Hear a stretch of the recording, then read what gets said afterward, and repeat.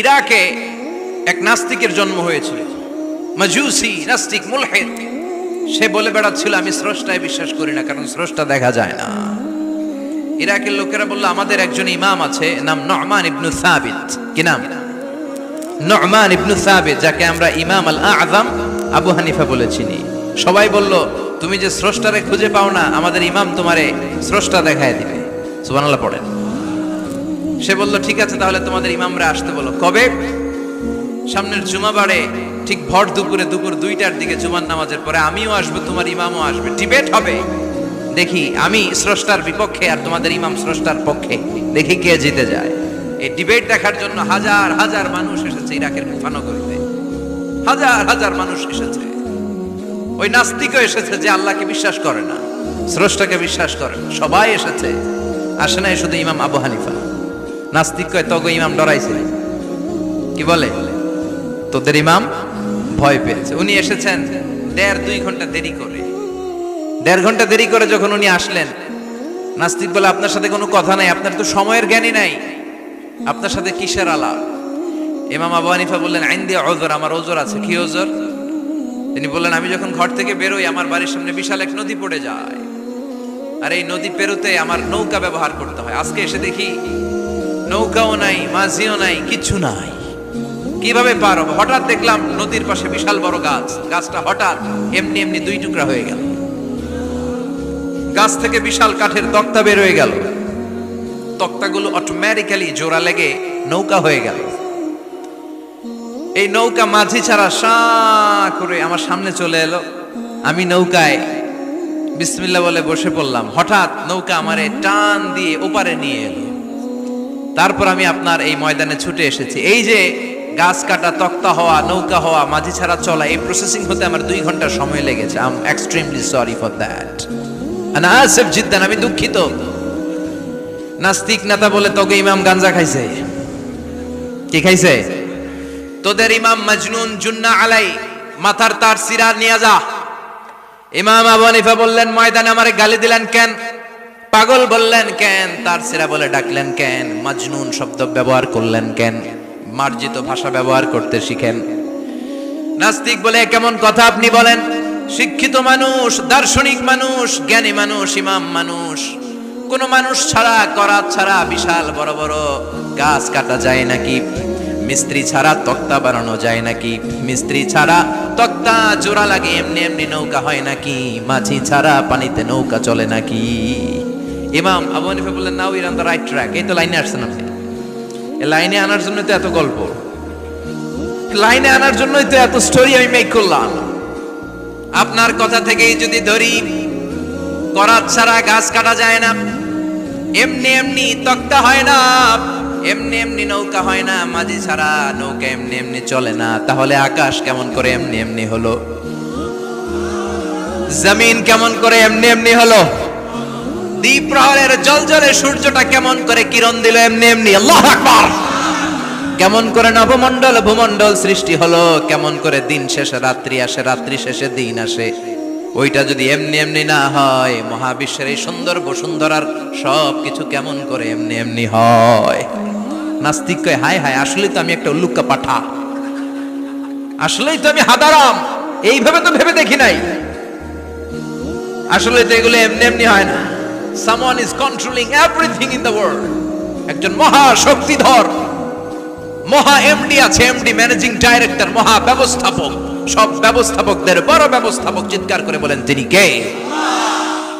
বিশাল এক ব্যবস্থাপক আছে, তিনি সব কন্ট্রোল করছেন। এতদিন পর্যন্ত আমি বুঝতে পারি নাই, আমারে মাফ করিয়ে দেন আর পড়িয়ে দেন লা ইলাহা ইল্লাল্লাহু মুহাম্মাদুর রাসূলুল্লাহ সাল্লাল্লাহু। সাইয়েদনা ইমাম আবু হানিফার হাতে হাত রেখে শাহাদা বাক্য পাঠ করেছে। সুবহানাল্লাহ পড়ে। ঝিনুকের ভেতর লুকিয়ে থাকে যেমন মতি, ঝিনুকের ভেতর লুকিয়ে থাকে যেমন মতি, কালমা শাহাদাতে আছে আল্লাহর জ্যোতি, কালমা শাহাদাতে আছে আল্লাহর জ্যোতি। সুবহানাল্লাহ পড়েন। এই জ্যোতি যার হৃদয়ে একবার টাচ করে তার জন্য জান্নাতকে খুলে দেয় কে?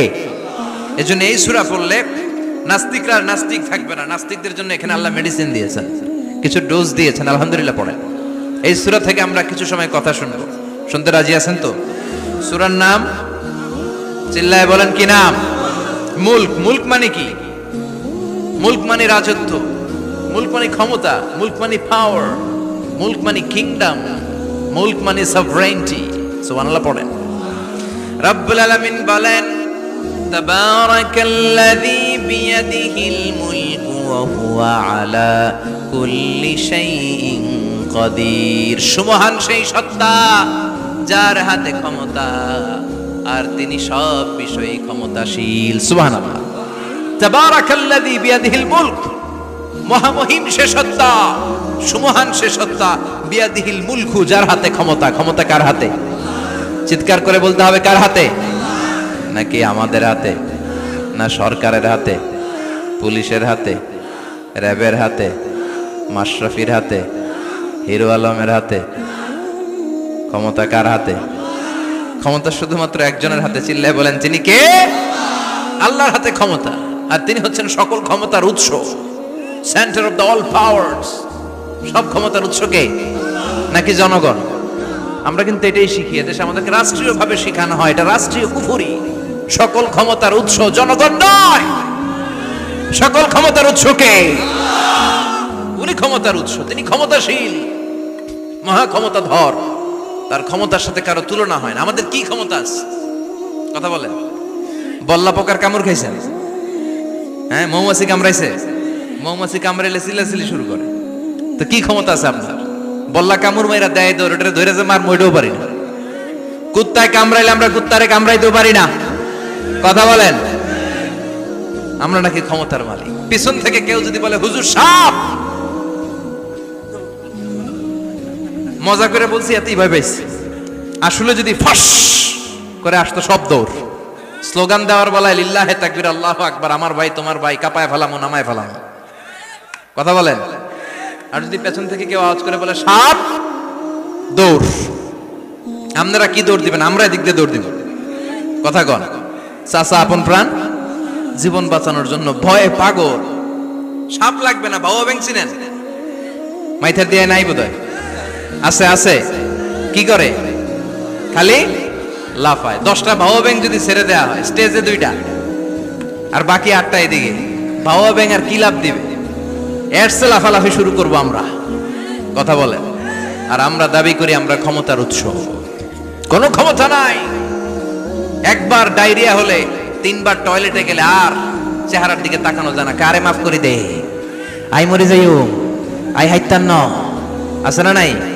তো পারবেন না কেন? আপনি না ক্ষমতার উৎস, আপনি না ক্ষমতার উৎস।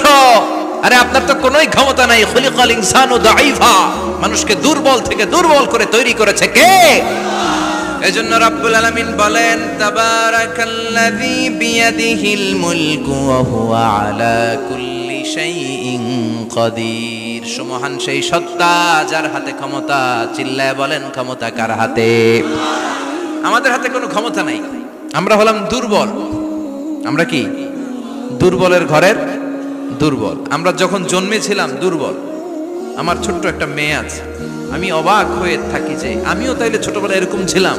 না খাওয়ালে খেতে পারে না, পেশাব পায়খানা করে, ঘর নষ্ট করে, বমি করে, দাঁড়াতে পারে না, শুইতে পারে না, লালা পড়তে থাকে, ক্লিন করতে হয়, সব সময় তাকে সার্ভ করতে হয়। কি দুর্বল ছিলাম আমরা। ওই দুর্বলতা থেকে যৌবনের সাময়িক একটা সময় পাই রক্ত গরম।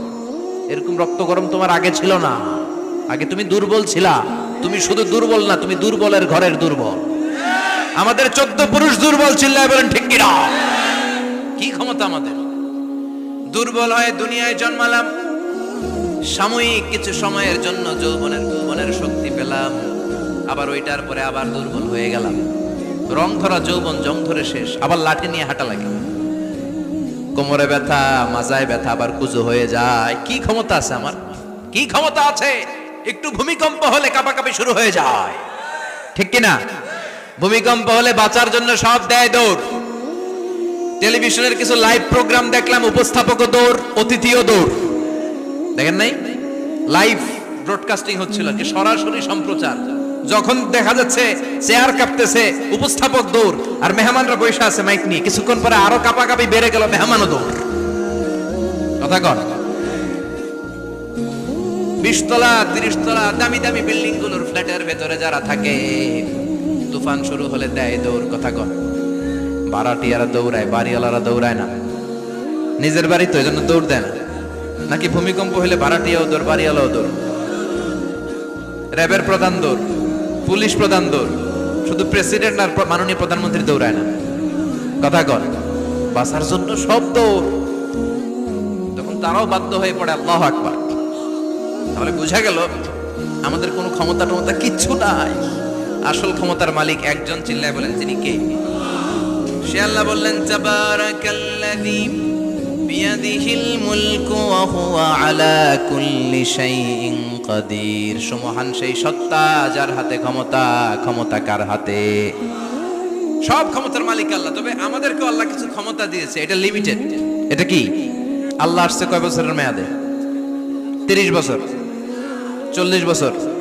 আল্লাহর ক্ষমতার মেয়াদ 100 বছর। এরপরে রিনিউ করা লাগবে এটা। কথা বলেন। আল্লাহ বলেন, হুয়াল আউয়ালু ওয়াল আখিরু ওয়াল যাহিরু ওয়াল বাতিন ওয়া হুয়া বিকুল্লি শাইইন আলিম। আমি প্রথম, আমি শেষ, আমি প্রকাশ্য, আমি গোপন। ঠিক কিনা? প্রথমে আল্লাহ আল্লাহ, শেষেও আল্লাহ আল্লাহ, আকাশে আল্লাহ আল্লাহ, জমিনে আল্লাহ আল্লাহ। সবাই পড়েন, প্রথমে আল্লাহ আল্লাহ, শেষেও আল্লাহ আল্লাহ, আকাশে আল্লাহ আল্লাহ, জমিনে আল্লাহ আল্লাহ। নিখিল জাহান গায়ে গুণগান, তার নামে গাই আমরাও গাহি তাআলা, হামদে বারি তাআলা, হামদে বারি তাআলা, হামদে বারি তাআলা। সুবহানাল্লাহ পড়েন। আল্লাহ বলে, আমার ক্ষমতা তোদের মতো 5 বছরের মেয়াদে না, 10 বছরের মেয়াদে না, 20 বছর 30 বছরের মেয়াদে না। আমি চিরকালের জন্য ক্ষমতার চেয়ারে বসা। চিরকালীন মেয়াদ, সৃষ্টির সূচনার আগ থেকে তিনি আছেন, অনাদিকাল পর্যন্ত তিনি থাকবেন। তার ক্ষমতার মেয়াদ আনলিমিটেড মেয়াদ। চিৎকার করে বলেন ঠিক কিনা? আবার পৃথিবীর অনেক দেশে দেখবেন ডেমোক্রেটিক সিস্টেমে, আমাদের দেশেও তো গণতান্ত্রিক সিস্টেমে ভোটাভুটির মধ্য দিয়ে ক্ষমতায় আসে না। যাদেরকে ভোট দেওয়া হয় বেশি, তারা ক্ষমতায় চলে যায়। আল্লাহ তো ভোটে আসছে ক্ষমতায়। কথা কন। তো কেমনে আসছে? কারচুপি করে। কথা বলেন। আল্লাহ ভোটে আসা লাগে নাই, কেউ তাকে ভোট দেওয়া লাগে না। আবার অনেক দেশে আছে মোনার্কি সিস্টেম, রাজতন্ত্র। রাজার পোলা রাজা, আল্লাহর বাপ ছিল রাজা, এই জন্য আল্লাহ রাজা। কথা বলেন না, আল্লাহ রাজতন্ত্রের সিস্টেমেও আসে নাই। আবার অনেক দেশে আছে ডিক্টেটরশিপ, একবার ক্ষমতা পাইলে মাগারছে আর ছাড়ে না। আছে না নাই? 20 বছর 30 বছর চলতেই থাকে। আছে না নাই? আল্লাহ কি এই সিস্টেমে আসছে? আল্লাহর ক্ষমতার সাথে পৃথিবীর কারো ক্ষমতার কোনো মিল নাই। চিৎকার করে বলেন ঠিক কি না? আবার অনেক দেশে কোয়ালিশন করে ক্ষমতায় যেতে হয়, জোট করে। জোটের রাজনীতি দেশে আছে না নাই? 4 দলীয় জোট, 10 দলীয় জোট, 14 দলীয়, 18 দলীয়, 20 দলীয়, মহাদলীয়, মহাজোট, সামনে হবে মহাজোট। কথা ঠিক কিনা বলেন? তো আল্লাহ কিরকম জোট করে আসা লাগছে? কথা বলেন। তার মানে আল্লাহর ক্ষমতা আমাদের ক্ষমতা এক নয়। আবার পৃথিবীর অনেক দেশে গণ অভ্যুত্থানের মাধ্যমে অনেককে ক্ষমতা থেকে নামানো হয়। ঠিক কিনা? গণ অভ্যুত্থান হয় না, সেনাবাহিনীরা কু করে না, মিলিটারি কু করে ক্ষমতা থেকে নামায়। তো আমরাও যদি আল্লাহর বিরুদ্ধে একটা আন্দোলন করি, আল্লাহ তো নেমে যাবে, নামানো যাবে না? আচ্ছা, আমরা পারলাম না। জিনেরা যদি আমাদের সাথে যোগ দেয়, মানুষ জিন ভাই ভাই, আল্লাহর রক্ষা নাই। কথা বলেন, তাও পারা যাবে না। ফেরেশতারাও যদি কয় আমরাও মানি না, তাইলে তো শেষ আল্লাহর গদি। আল্লাহ বলে, গোটা বিশ্বের সবাই মিলে যদি আমার বিরুদ্ধে আন্দোলনে নেমে যাস, আমার ক্ষমতার বিরুদ্ধে যদি মিছিল দেয়া শুরু করে দিস, আমার ক্ষমতার 1 ইঞ্চিও কমাতে পারবি না। সুবহানাল্লাহ পড়েন।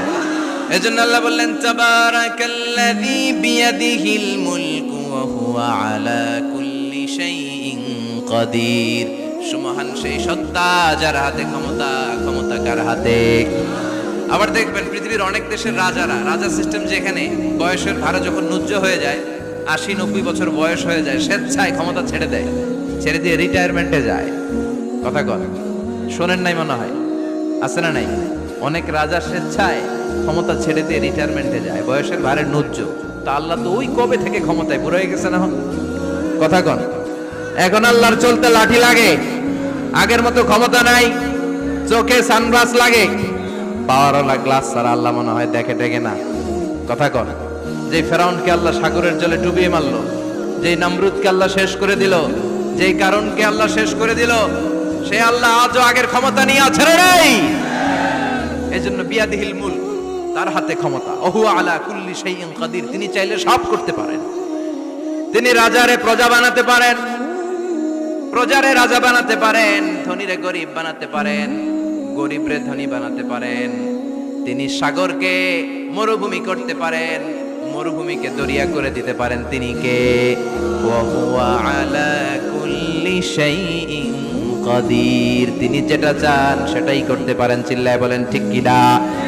এরপর আল্লাহ বললেন, আল্লাযী খালাকাল মাউতা ওয়াল হায়াতা লিয়াবলুয়াকুম আইয়ুকুম